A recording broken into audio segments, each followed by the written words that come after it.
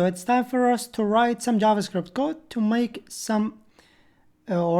our life fun, and we are gonna see how we can fetch these items in our JavaScript file.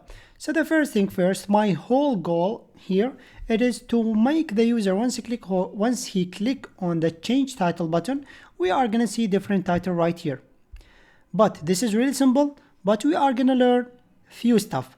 The first thing first, we are gonna learn how to fetch the HTML file in our JavaScript file.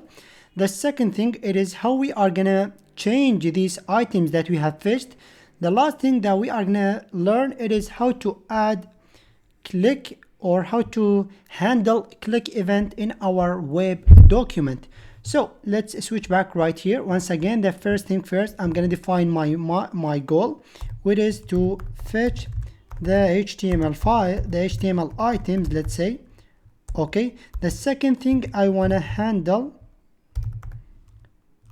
if I can spell, of course, handle the click event on the button, right? The last thing that I want to do, I want to change the title, right? So let's go ahead and implement all these features. So in order for us to fetch the HTML items from our document, once again, the document, it is the website that you are running here. It is the whole web page, okay? Or everything that you can see right here, it is the document, okay? Now, why the document specifically? Now, if you right click here, click on inspect to open the developer tools. Here we have the document HTML. It is our HTML code, okay? If you click on the HTML tag, which presents the whole code, the whole file for your HTML, this is the document, what I was talking about, okay? We can access any item or any tag inside our HTML file here by first of all going to the document, then we can select any tag right here. Make sense? Now let me show you that here. So I'm gonna type document. Okay, we have the document right here, which presents the whole document or the whole website right here. I'm gonna type dot query selector.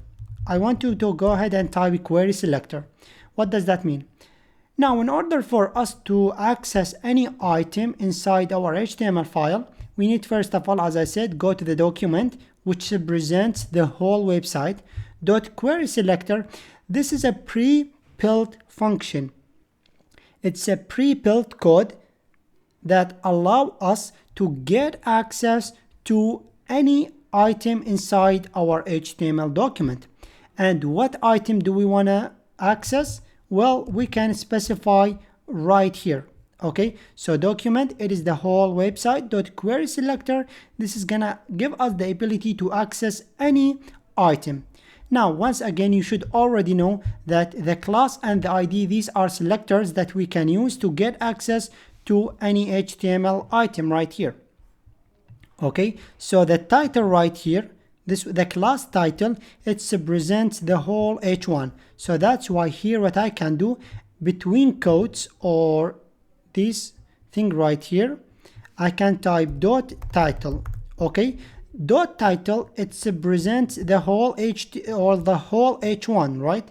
So title, it is the h1, right? And the query selector, it is the method or the function or the code that will give me the access for this thing right here, or the document, it is our whole website. Make sense? So now this thing right here, this code right here, it presents the h1, but now I cannot store it anywhere. So that's why what we can do, we can create a variable.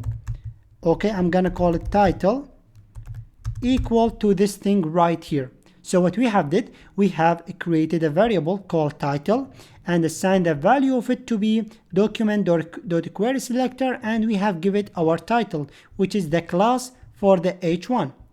With the exact same way, what I will do, I will type constant or const for creating a variable. I'm gonna call it button equal to document.query selector, and from here it is an ID. It's not a class.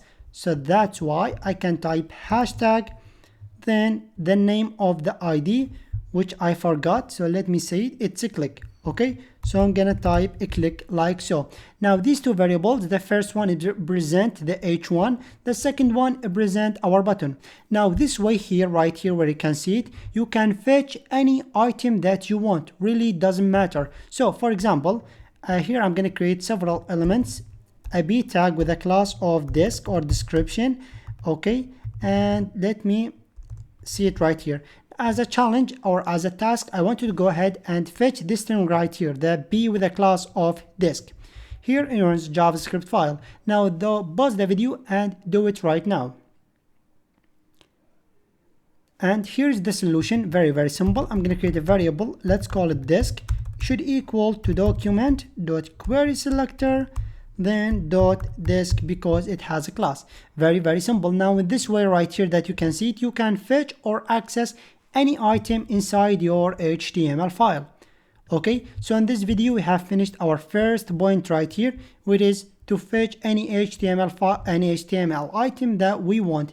Very, very simple. Thank you my friends so much for watching. See you in the next one.